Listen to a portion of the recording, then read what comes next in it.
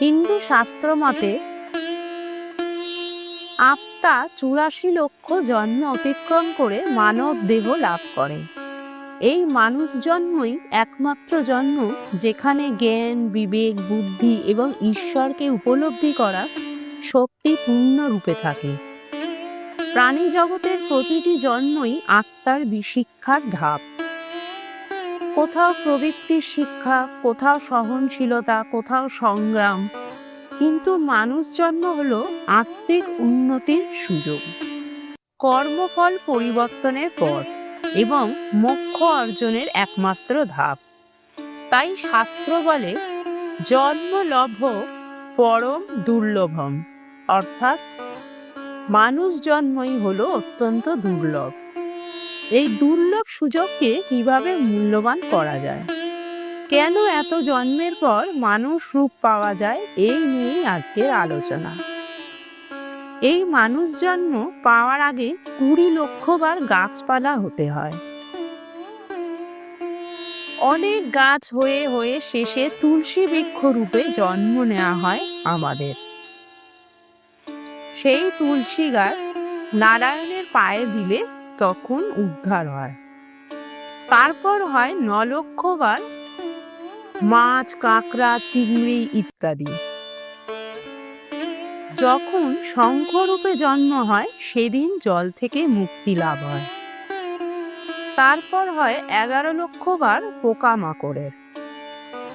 নানা রকম পোকামাকড় হতে হতে যেদিন মৌমাছি রূপে ফুলের মধু সংগ্রহ করে সেই মধু দিয়ে কৃষ্ণ সেবায় লাগে, সেদিন কীট জন্ম মুক্তি হয়। তারপর ডিমের মধ্যে জন্ম হলো ১০ লক্ষ বার। কত রকমের সরীসৃপ হয়, কত রকমের পাখি হয়। মুক্তি হয় যেদিন ময়ূর কুলে জন্ম হয়। পালক দিয়ে কৃষ্ণের মাথার চূড়া তৈরি হয়, সেদিন পাখি জন্ম থেকে মুক্তি লাভ হয়। তারপর হয় ৩০ লক্ষ পশু জন্ম, বাঘ, সিংহ, কুকুর, বিড়াল ইত্যাদি ইত্যাদি হতে হতে যেদিন ধেনুকুলে অর্থাৎ গাই রূপে জন্ম হয়, সেই দুধ গোবিন্দ কৃষ্ণের সেবায় নিবেদন করা হয়, সেদিন পশু জন্ম উদ্ধার হয়। এইভাবে ৮৪ লক্ষ জন্ম পার করে তারপর মনুষ্য জন্ম পাওয়া যায়।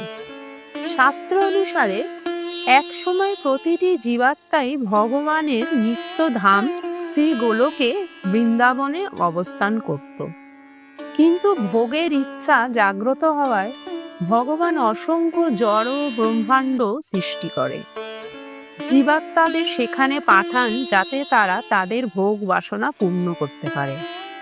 জড় জগতে পতিত হয়ে জীব বারবার ভোগে লিপ্ত হয় এবং তার ফলস্বরূপ দুঃখ, অশান্তি, জন্ম, মৃত্যু, জরা ও ব্যাধির ভয়ঙ্কর চক্রে তারা আবদ্ধ হয়ে পড়ে। জীবের এই অসীম দুঃখ কষ্ট দেখে শ্রীকৃষ্ণ করুণা করে জীবকে উদ্ধার করার জন্য মানব দেহ দান করেন। এই মানব শরীরই হলো ভবসাগর পার হওয়ার নৌকা, যাতে জীবাত্মা তার ভুল বুঝে সাধন ভজনের মাধ্যমে ভগবানের শরণাগত হয়ে পুনরায় ভগবত ধামে ফিরে যেতে পারে। এই মানব জন্ম শুধু সাধনা, ভজন ও ঈশ্বর লাভের জন্যই হয়। তাই প্রকৃত বুদ্ধিমান ব্যক্তি সুদুর্লভ মানব জন্মে যথাযথ ব্যবহার করেন। আজকের ভিডিও যদি ভালো লাগে অবশ্যই লাইক ও কমেন্ট করবেন এবং সবশেষে লিখবেন হরে কৃষ্ণ।